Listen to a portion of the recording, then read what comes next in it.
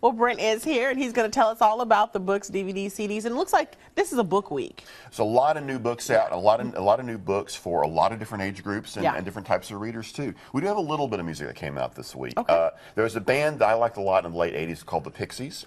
They were really, really good alternative rock band back then. This is their first album in 23 years though, because they broke up 23 years ago.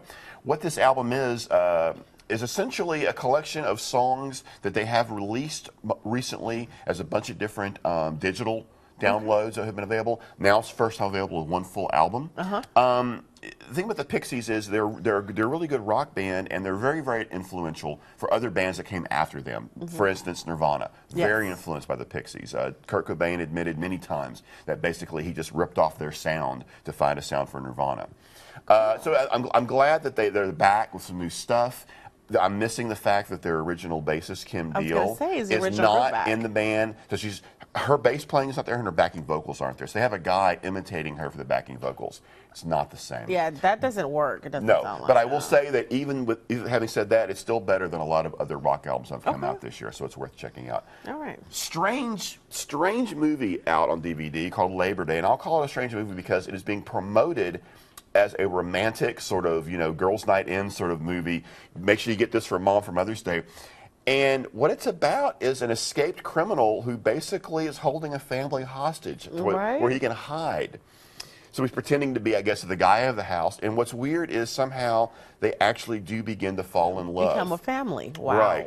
And I said it's weird. It's just strange that it's being promoted as the must-see romantic flick of the year. Well, it's funny is as soon as you said that, Luke and Laura came to mind from General Hospital, how, that kind of thing. So maybe that is a kind of a chick flick. But I will say, Kate Winslet is a great actress. Oh, she's awesome. Josh Brolin's wonderful. So there's really good people in it. The director of Juno did this, Jason Reitman. So I'm going to check it out. It's just I'm just kind of wondering about it. Okay, we both have to check that one out. For kids' books, the Whatever After is a series about a young girl who, when she comes home from school, she has this magic mirror where she can visit fairy tale land. So she grabs her kid brother and her dog, and then this one's called Bad Hair Day. They do the story of Rapunzel. Okay. Very cute, very cute.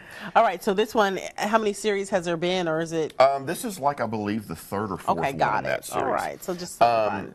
Speaking of more kids' books here, I'm sorry, Charlie the Ranch Dog is one of the cutest things. It is done by Ree, who is the pioneer woman who has cookbooks.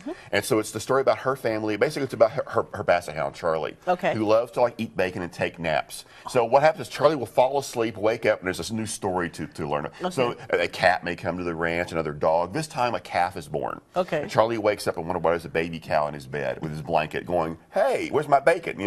So it's really, really cute. Great illustrations, and I love this a lot. The fly guy is a kid named Buzz who has a pet fly. And since the fly can say his name, Buzz, he thinks he's very, very smart. Well, he figures it's time for, maybe the fly should have his own pet. So he tried to figure out different, and then the fly figures out, well, I'm not going to give the story away. No spoilers. But it's a very fun series, and it's just the idea of having a fly for a pet is just kind of creepy and weird, but it's funny. Yeah, the kids will definitely enjoy that one.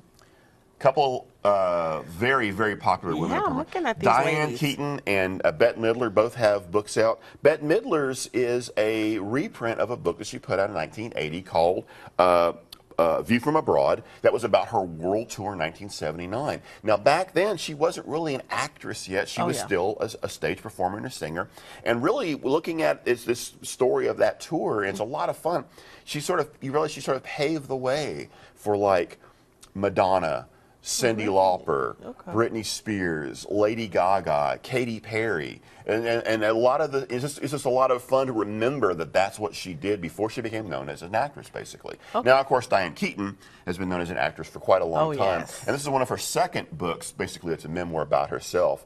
It's called Let's Say It Just Wasn't Pretty. She's really, really funny, and she's really wonderful, and I really enjoy reading what she has to say. Did she really take you on a journey of her life? Well, yeah, you really feel like she's there just sitting you down, telling you about what's happening in her life and what's been happening in her life. It's a good read. It's a really good read. All right, Brent. Well, thank you so much. I feel like I'm updated, and of course, we're going to see you next week. Of course. All right. We'll be right back with a fashion show and tea party. You're watching Southeast Texas Live.